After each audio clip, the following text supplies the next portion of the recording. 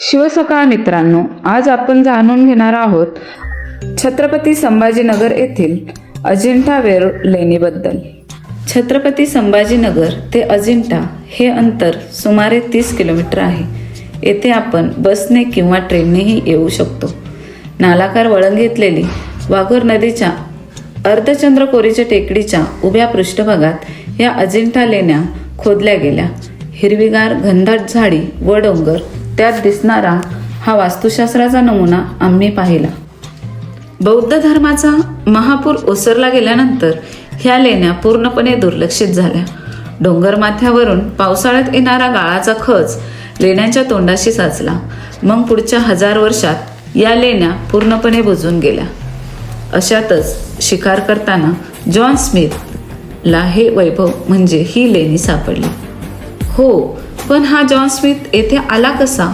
तर त्याचं झालं असं, 23 सप्टेंबर 1803 रोजी इंग्रज आणि मराठे यांच्यामध्ये लढाई झाली। त्याच दरम्यान इंग्रजांनी आपल्या जखमी सैनिकांना उपचारासाठी अजिंठा या गावाजवळ आश्रय घेतला। तेव्हापासूनच या परिसरात इंग्रजांचा वावर वाढला। या भागात वाघांची संख्या त्या काळी जास्त होती।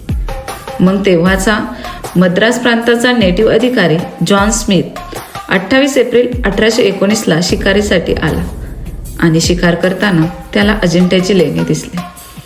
आजही या लेणीत त्याची सही दिसते।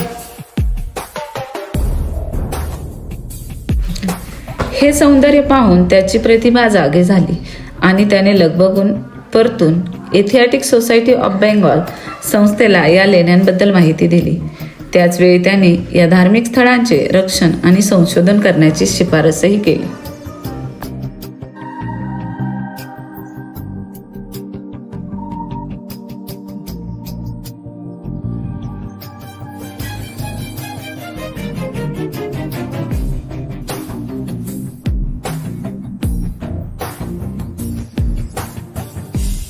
आठव्या शतकातील बनवलेली एक अजोड कलाकृती, जिला पाहून कलियुगातील आधुनिकतेची कास धरलेल्या माणूस प्राण्याची बुद्धी बंद व्हावी अशी ही जागा।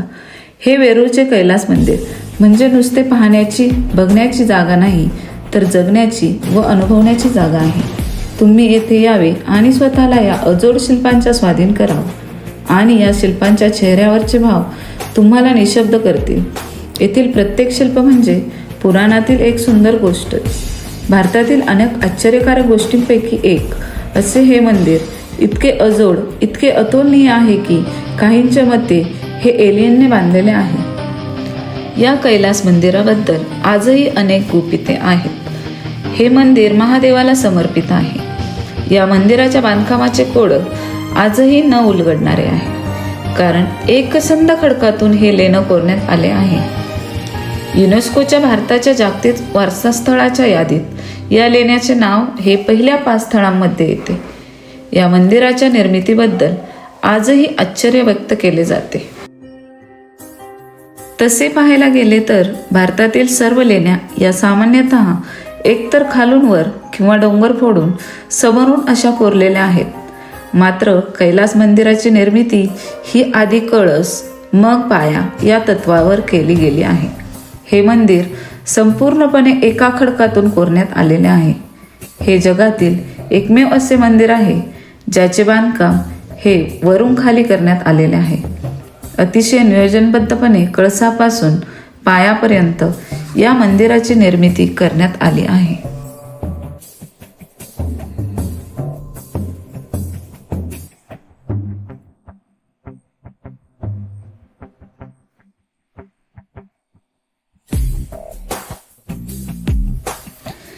काही इतिहास संशोधकांच्या मते हे मंदिर बांधताना एका मोठ्या खडकाला 3 भागांमध्ये वरून खालपर्यंत खोदण्यात आले। या खोदकामात जवळपास 20,000 टन दगड फोडून बाहेर काढण्यात आला।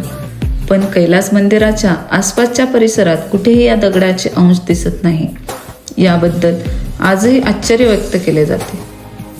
मात्र कैलास मंदिराच्या आजूबाजूच्या परिसरात अनेक दगडी बांधकाम आहे, त्यासाठी हा उरलेला खडक वापरण्यात आला असावा असे अंदाज लावले जातात। मात्र याबाबत आजही प्रश्न कायमच आहे।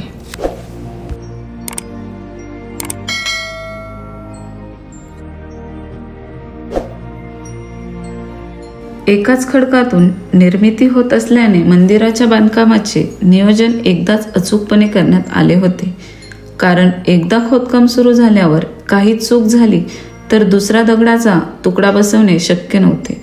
त्यामुळे या मंदिराच्या बांधकामाच्या वेळेस कोणतेही अतिरिक्त साहित्य वापरण्यात आले नव्हते.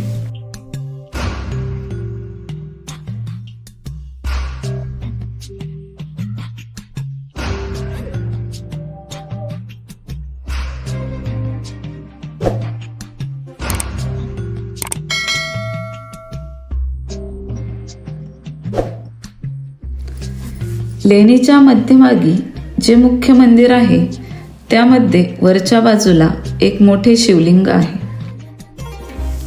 या शिवलिंगाच्या समोर मोठा महामंडप आहे. या महामंडपात अनेक मोठमोठे सुंदर कोरीव काम असलेले स्तंभ आहेत. तर मंदिराच्या छताच्या आतल्या बाजूस भगवान शिवांचं तांडव नृत्य करणारं शिल्प कोरण्यात आलं आहे. तसंच मंदिराच्या शिखरावर 5 सिंह कोरण्यात आले आहेत. आपण महाबलीपुरम येथे पाहिलं तर तिथेही सिंह, हत्ती कोरलेले आहेत. मात्र इथे कैलास मंदिरात हे प्राणी पूर्णाकृती रूपात पाहायला मिळतात. या संपूर्ण मंदिराची बांधणी एखाद्या रथाप्रमाणे असून हे मंदिर व्याळ आणि हत्ती यासारख्या प्राण्यांनी डोक्यावर उचललेलं आहे. या वेरूळच्या लेणीबद्दल दिलेली माहिती तुम्हाला कशी वाटली ते कमेंटद्वारे सांगा व व्हिडिओ आवडला असल्यास लाईक, सबस्क्राईब करायला विसरू नका. छत्रपती शिवाजी महाराज की जय.